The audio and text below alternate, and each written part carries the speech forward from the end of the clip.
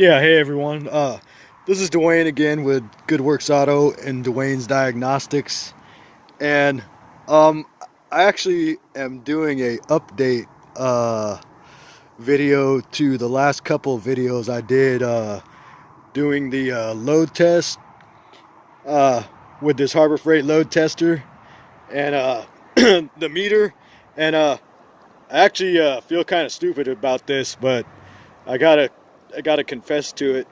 Um, someone will probably notice it on the videos anyway if they haven't already.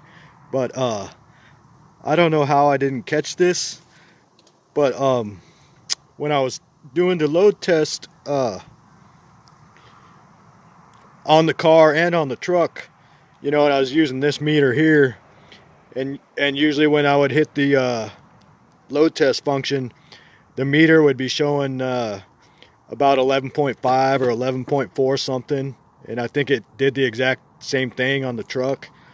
And then usually the scale on this load tester was showing usually around 10.6, or I think one or two times it was around like 10.7 or 10.4, depending on which test I was doing, what test I was on.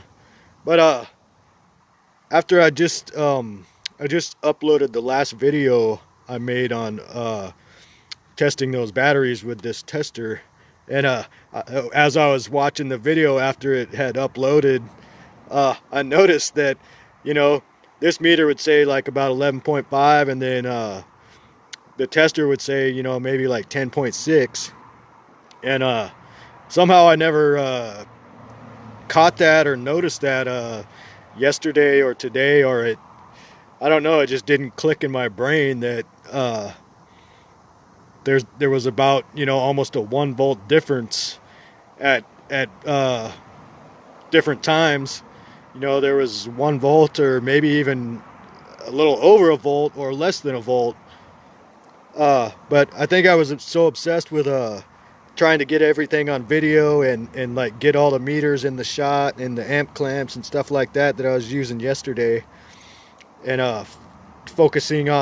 trying to focus on this being it where it was at in the weak area, and why this tester was showing weak when my other tester was showing both batteries were like totally good. Somehow that never clicked in my brain, that until I watched the last video I uploaded today, that there was actually about a 1 volt difference in, I think, all of those load tests. So that actually proves that this load tester is no good. That when it's showing you it's in the weak area, it might be almost a whole volt off. Like if it was showing, it was showing around 10.6 on a lot of those tests. So in reality, this thing was showing about 11.5. So that's what this meter tester should be showing too, is the same thing as the meter is showing. So that proves that this tester, the voltage is incorrect when you do the load test on it. The voltage is not correct because it's not the same voltage as the meter is showing.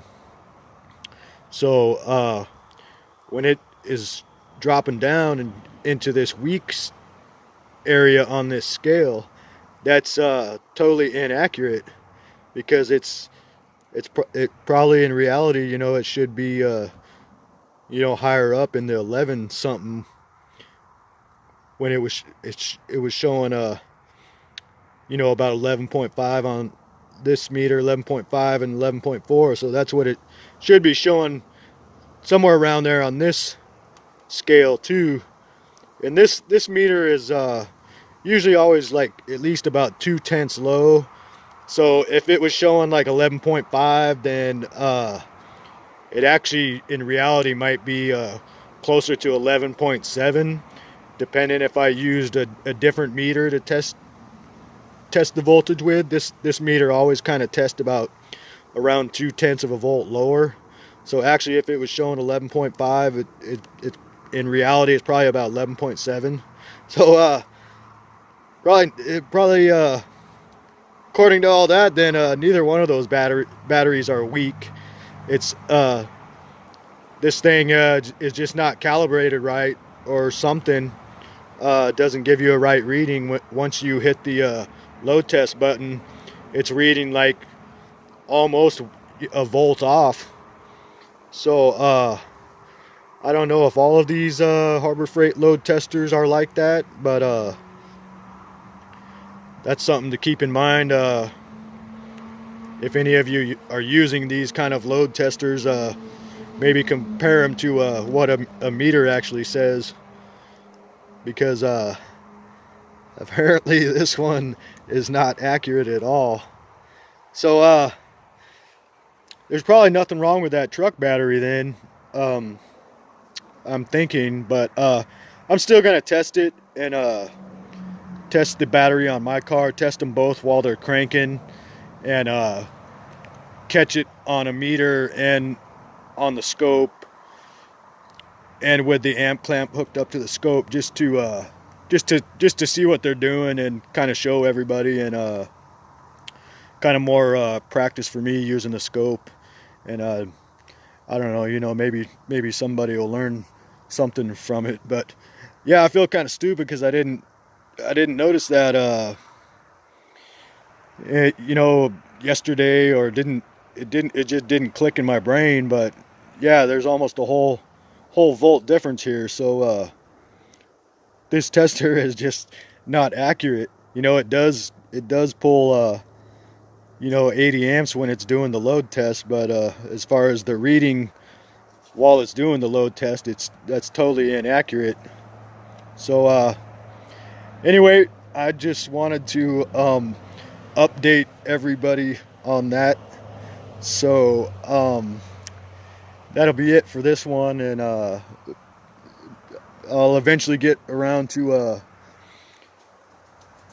doing the other test with the meter and the scope hooked up with the car and the truck cranking. But yep, that's it for this one. I will talk to you on the next one.